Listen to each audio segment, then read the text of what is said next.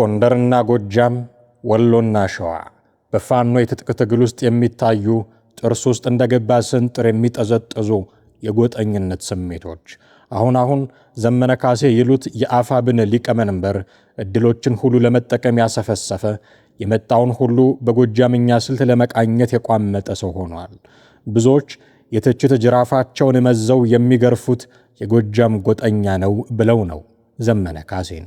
ጥቂት የማይባሉት ደግሞ በስልጣን ጥመኝነት፣ ሌሎች ደግሞ አሉ ራሱን ከሞት እየደበቀ ሌሎቹን ያስፈጃል የሚል ዶሴ ሙሉ ክስ የሚያቀርቡበት።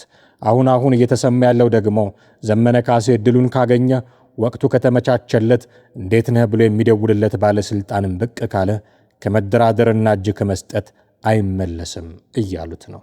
ይኸውልህ የጎጃሙ ብልጥ ነው። አድቫንቴጁን ያሰላል፣ ሂሳቡን ያሰላል።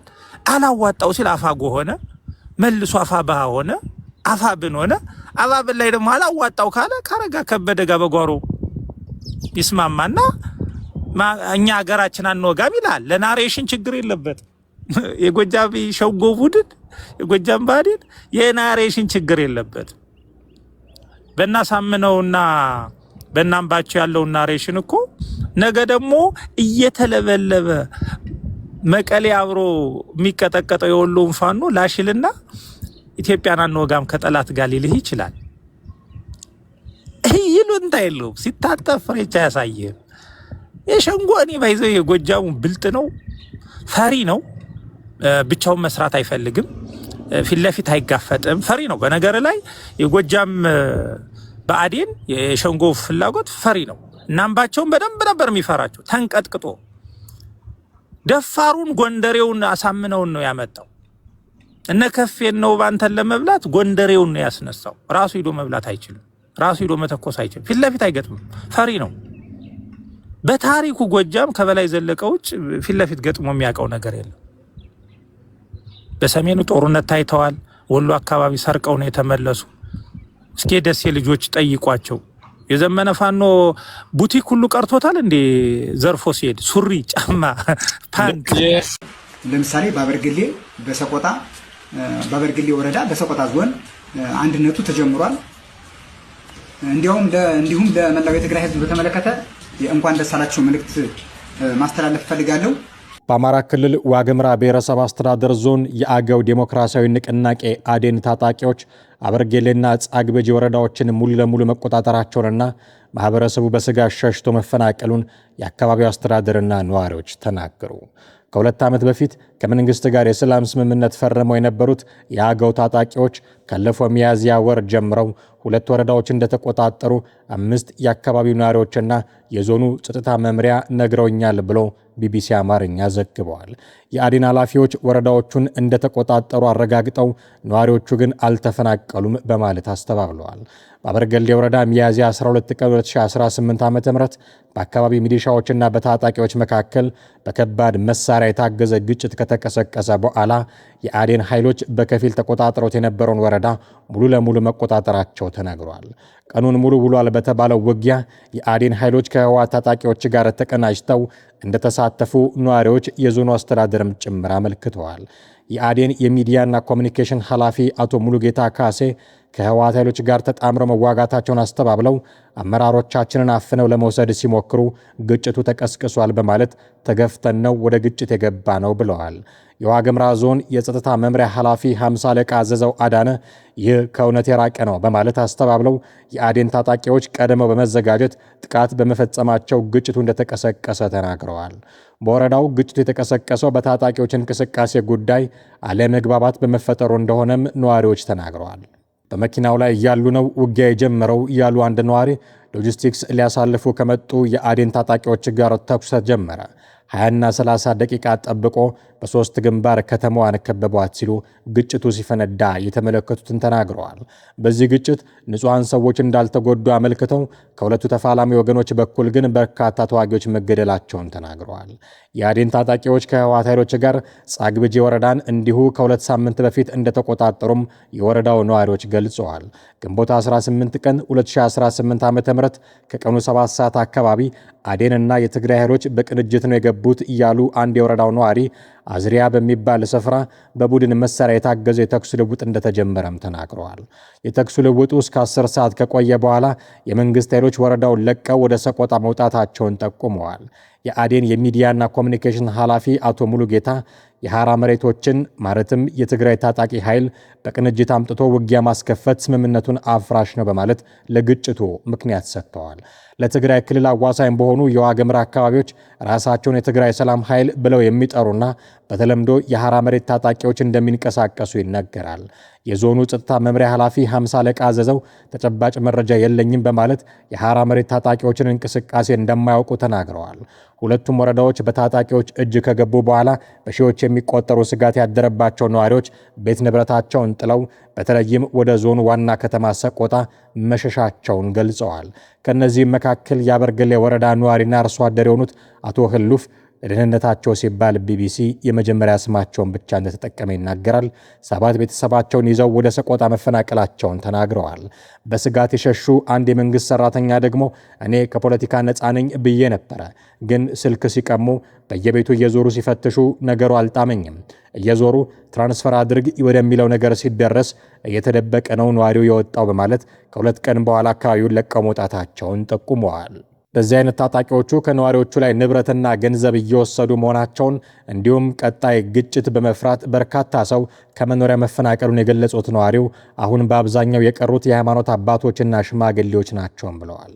አቶ ህልፍ ታጣቂዎች የግዴታ ምልመላ፣ የገንዘብ ድጋፍ፣ መዋጮና ቀለብ እንድናዋጣ ስለሚያስገድዱን ጥለን ወጣን ያሉ ሲሆን በችግር ላይ ችግር ስለተደራረበባቸው መፈናቀል ብቸኛ አማራጭም እንዳደረጉ ተናግረዋል። ከ3 ዓመት እስከ 15 ዓመት የዕድሜ ክልል የሚገኙ 6 ልጆቻቸውንና ባለቤታቸውን ይዘው በረንዳ ላይ እንደተጠለሉና ምግብ በልመና እንደሚያገኙም ገልጸዋል። ቤተ ክርስቲያንም ለመሳለም በጣም አስፈሪ ሆኗል። በግራና በቀኝ የተቀመጠውን ብታይ፣ በየምግብ ቤቱ እየዞረ የሚለምነውን ስታይ ባንፈጠር ያስብላል። ምግብ የሚበላውን ሁሉ አያስበሉም፣ ደስ አይልም። ወጣት እንኳ ሰርቶ ይብላ ቢባል በአሁኑ ሰዓት አይቻልም። በጣም አስቸጋሪ ነው ሲሉ ተፈናቅሎ የመጣው ሰው ያለበትን ችግር ተናግረዋል።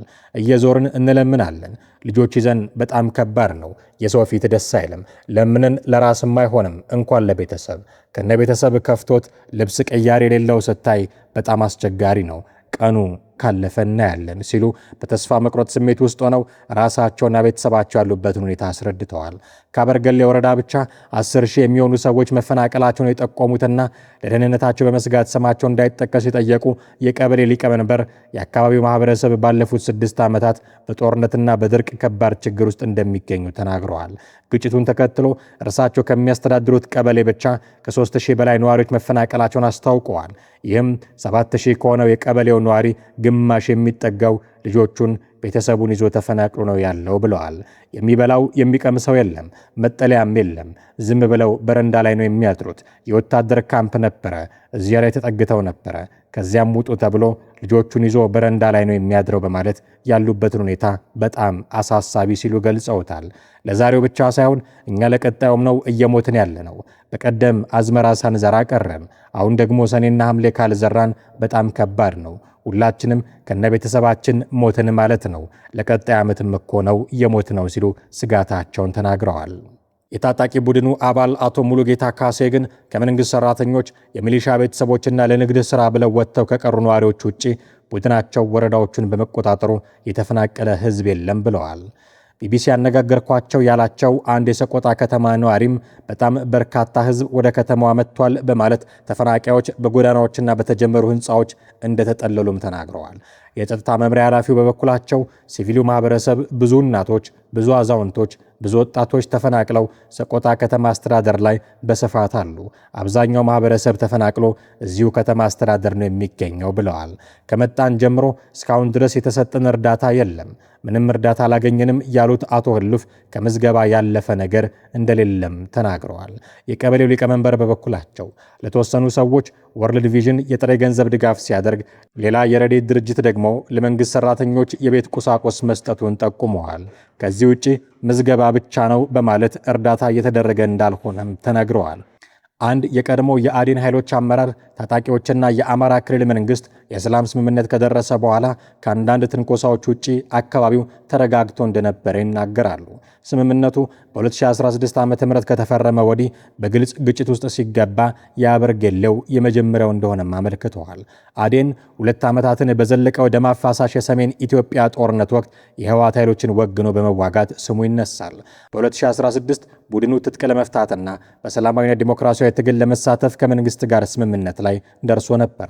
ለዚህ ስምምነት መፍረስ ሁለቱም ወገኖች እርስ በርስ እየተካሰሱ ሲሆን በአካባቢው የሚገኙ ገለልተኛ ወገኖች ግን ስለ ሁኔታው ለማወቅ የሚያስችል መረጃ መስጠት አልቻሉም። አሜሪካ ተመቶ ለወደቀው ሄሊኮፕተሯ አጸፋ በኢራን ላይ ጥቃት መፈጸሟን ተከትሎ በባህረ ሰላጤው ሀገራት ውስጥ የሚገኙ የአሜሪካ ጦር ሰፈሮችን ኢላማ ያደረጉ ጥቃቶችን መፈጸሙን የኢራን እስላማዊ አብዮታዊ ዘብ አስታወቀ። ሰራዊቱ ባወጣው መግለጫ ላይ እንዳመለከተው በቀጠናው የሚገኙ የአሜሪካ 5ኛ ምድብ ባህር ኃይል የራዳር ስርዓትንና ጦር ሰፈሮችን በበርካታ ድሮኖች መምታቱን አስታውቋል። የኢራን ቴሌቪዥን ጣቢያ እንደዘገበው የአገሪቱ ሰራዊት ጥቃትን አሜሪካ በደቡባዊ ኢራን ውስጥ በሚኖሩ ዜጎች ላይ ለፈጸመችው ጥቃት የተሰጠ የአጸፋ ምላሽ በማለት በመግለጫው ላይ ጠቅሰዋል። የአሜሪካ ምንጮች ጥቃቱን በተመለከተ ባወጡት ዘገባ ኢራን በ4 ሚሳኤሎችና በበርካታ ድሮኖች በባህሬን በኩዌትና በዮርዳኖስ የሚገኙ የአሜሪካ ጦር ሰፈሮች ላይ ጥቃት ፈጽማለች ብለዋል።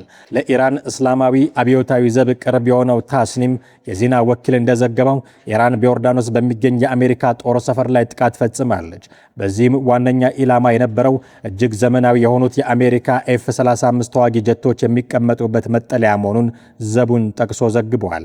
በተጨማሪም ፋርስ የተባለው የኢራን ዜና ወኪል አብዮታዊ ዘቡ በፋርስ ባህረ ሰላጤው አካባቢ የሚገኙ 21 የአሜሪካ የአየርና የባህር ኃይል ጦር ሰፈሮች ኢላማ ተደርገዋል ማለቱን ገልጿል።